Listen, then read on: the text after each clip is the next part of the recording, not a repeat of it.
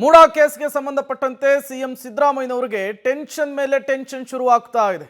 ಈಗಾಗಲೇ ಸಿಎಂ ಪತ್ನಿ ಮತ್ತು ಸಿಎಂ ಆಪ್ತ ಸಚಿವರಾಗಿರುವಂತಹ ಭೈರತಿ ಸುರೇಶ್ ಅವರಿಗೆ ಇಡಿ ನೋಟಿಸ್ ಅನ್ನು ಕೊಟ್ಟಿದೆ.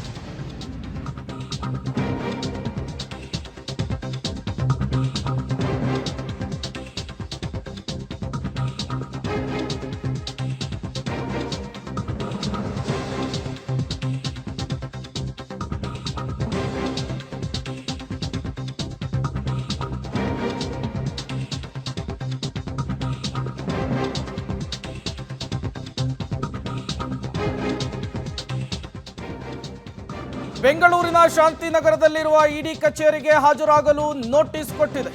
ಮೂಡಾ ಕೇಸ್ನಲ್ಲಿ ಸಿಎಂ ಪತ್ನಿಗೆ ಇಡಿ ನೋಟಿಸ್ ಅನ್ನು ಕೊಟ್ಟಿರುವಂತಹದ್ದು. ಪಬ್ಲಿಕ್ ಟಿವಿಗೆ ಇಡಿ ನೋಟಿಸ್ನ ಪ್ರತಿ ಲಭ್ಯವಾಗಿದೆ.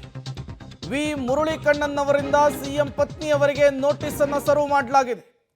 ಪಿಎಂಎಲ್ಎ ಅಡಿ ನೋಟಿಸ್ ಅನ್ನು ಕೊಟ್ಟಿದ್ದಾರೆ ಇಡಿ ಅಧಿಕಾರಿಗಳು. ಅಕ್ರಮ ಹಣ ವರ್ಗಾವಣೆಯ ಅಡಿಯಲ್ಲಿ ಸಿಎಂ ಪತ್ನಿ ಪಾರ್ವತಿ ಅವರಿಗೆ ನೋಟಿಸ್ ಸರ್ವ್ ಆಗಿದೆ. ನಾಳೆ ಬೆಳಗ್ಗೆ 11 ಗಂಟೆಗೆ ಸೂಕ್ತ ದಾಖಲೆಯನ್ನು ಸಲ್ಲಿಸಲಿಕ್ಕೆ ಇಡಿ ಸೂಚನೆಯನ್ನು ಕೊಟ್ಟಿದೆ. ಬೆಂಗಳೂರಿನ ಶಾಂತಿನಗರದಲ್ಲಿ ಇಡಿ ಕಚೇರಿ ಇದೆ.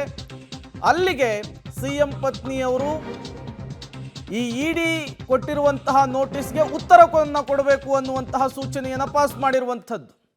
ನೀವು ಕೂಡ ಸಿಎಂ ಪತ್ನಿಯವರಿಗೆ ಇಡಿ ಕೊಟ್ಟಿರುವಂತಹ ನೋಟಿಸನ್ನು ಗಮನಿಸ್ತಾ ಇದ್ದೀರಿ.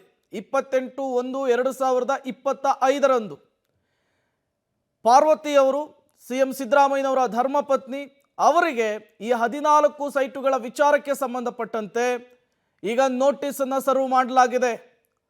PMLA ಆಕ್ಟ್ನ ಅಡಿಯಲ್ಲಿ ಈ ನೋಟಿಸನ್ನು ಸರ್ವ್ ಮಾಡಿರೋದು ಗೊತ್ತಾಗ್ತಾ ಇರುವಂಥದ್ದು.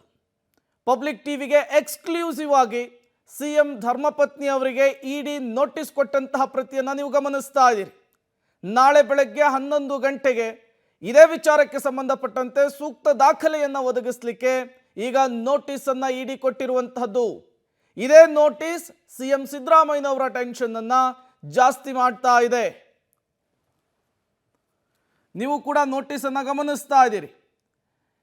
ಪಾರ್ವತಿಯವರು ಸಿಎಂ ಸಿದ್ದರಾಮಯ್ಯನವರ ಧರ್ಮಪತ್ನಿ, ಇವರಿಗೆ ಬಂದಿರುವಂತಹ ನೋಟಿಸ್ ಇದು. ಇವರಿಗೆ ಈಗ ಇಡಿ ನೋಟಿಸ್ ಅನ್ನ ಸರ್ವ್ ಮಾಡಿದೆ.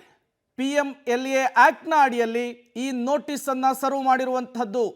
28/1/2025 ಈ ನೋಟಿಸ್ ಅನ್ನು ಸರ್ವ್ ಮಾಡಲಾಗಿದೆ.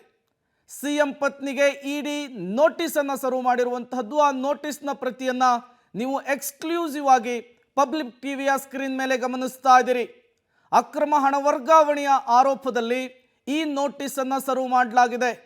ಸಿಎಂ ಪತ್ನಿ ಪಾರ್ವತಿಯವರಿಗೆ ಇಡಿ ನೋಟಿಸ್ ಅನ್ನು ಜಾರಿ ಮಾಡಿರುವಂತಹದ್ದು. ನಾಳೆ 11 ಗಂಟೆಗೆ ಈ ನೋಟಿಸ್ಗೆ ಉತ್ತರವನ್ನು ಕೊಡಲಿಕ್ಕೆ ಸೂಚನೆಯನ್ನು ಕೊಟ್ಟಿರುವಂತಹದ್ದು. ಮತ್ತಷ್ಟು ಡೀಟೇಲ್ಸ್ ಅನ್ನು ಕೊಡ್ತಾರೆ ನಮ್ಮ ಪ್ರತಿನಿಧಿ ಸುಕೇಶ್, ನೇರ ಸಂಪರ್ಕದಲ್ಲಿ ಜಾಯಿನ್ ಆಗಿದ್ದಾರೆ. ಸುಕೇಶ್, ಪಬ್ಲಿಕ್ ಟಿವಿಗೆ ಇಡಿ ಸರ್ವ್ ಮಾಡಿರುವಂತಹ ಎಕ್ಸ್ಕ್ಲೂಸಿವ್ ಪ್ರತಿ ಲಭ್ಯವಾಗಿರುವಂತಹದ್ದು. ಇದಾದ ಮೇಲೆ ಏನೆಲ್ಲ ಬೆಳವಣಿಗೆಗಳನ್ನು ನಿರೀಕ್ಷೆ ಮಾಡಬಹುದು? ಸಹಜವಾಗಿ ಪ್ರೇಮ್, ಇದು ಯಾಕಂದರೆ ಅವರಿಗೆ ನೀಡ್ತಾ ಇರುವಂಥ 2ನೇ ನೋಟಿಸ್ ಇದು. ಮಧ್ಯದಲ್ಲಿ ಒಂದು ಕ್ಲಾರಿಫಿಕೇಷನ್ನ ಪತ್ರವನ್ನು ಅವರು ಸೇರಿಸಿದಂತೆ 3ನೇ ನೋಟಿಸ್ ಆಗ್ಬೋದು ಇದು. ಇದರ ಬಗ್ಗೆ ಅಂದರೆ ನಾಳೆ 28ನೇ ತಾರೀಕಿನ ಗಡುವನ್ನು ಕೂಡ ಕೊಡಲಾಗಿದೆ. ಅಕ್ರಮವಾಗಿ ಹಣ ವರ್ಗಾವಣೆ ಆಗಿದೆ ಅನ್ನುವಂಥದ್ದು ಮೊದಲ ನೋಟಿಸ್ ಬಂದಿರುವಂಥದ್ದು. ಇಡೀ ಪ್ರಕರಣಕ್ಕೆ ಸಂಬಂಧಪಟ್ಟಂತೆ ದಾಖಲಾತಿಗಳನ್ನು ಕೇಳಿ ಅವರ ಮುಖ್ಯಮಂತ್ರಿಗಳ ಪತ್ನಿ ಪಾರ್ವತಿ ಅವರಿಗೆ ನೋಟಿಸನ್ನು ಕೂಡ ಕೊಟ್ಟಿದ್ರು ಅನ್ನುವಂಥದ್ದು. ಈ ನೋಟಿಸನ್ನು ಈಗ ನಾಳೆ 28ನೇ ತಾರೀಕು ಮುಖ್ಯಮಂತ್ರಿಯವರ ಪತ್ನಿಯವರು ಇಡಿ ಮುಂದೆ ಹಾಜರಾಗ್ತಾರಾ, ವಿಚಾರಣೆಗೆ ಹಾಜರಾಗಿ ಕ್ಲಾರಿಫಿಕೇಷನ್ ಅನ್ನು ಕೊಡ್ತಾರಾ ಅನ್ನುವಂಥದ್ದು ಪ್ರಶ್ನೆ. ಯಾಕಂದರೆ ನಾಳೆ ಗಡುವು ಇರೋದ್ರಿಂದ ನಾಳೆ ಅವರು ಏನನ್ನು ಸಮಜಾಯಿಷಿ ಕೊಡ್ತಾರೆ ಅಥವಾ ಅಟೆಂಡ್ ಆಗ್ತಾರೆ ಅನ್ನುವಂಥ ಕುತೂಹಲ ಹುಟ್ಟಾಕಿರೋ ಜೊತೆಗೆ ರಾಜಕೀಯವಾಗಿ ಒಂದಷ್ಟು ಚರ್ಚೆಗೂ ಕೊಡೋದು ವೇದಿಕೆ ಸೃಷ್ಟಿ ಮಾಡದಂತೆ ಕಾಣಿಸ್ತಾ ಇದೆ. ಪ್ರೇಮ್.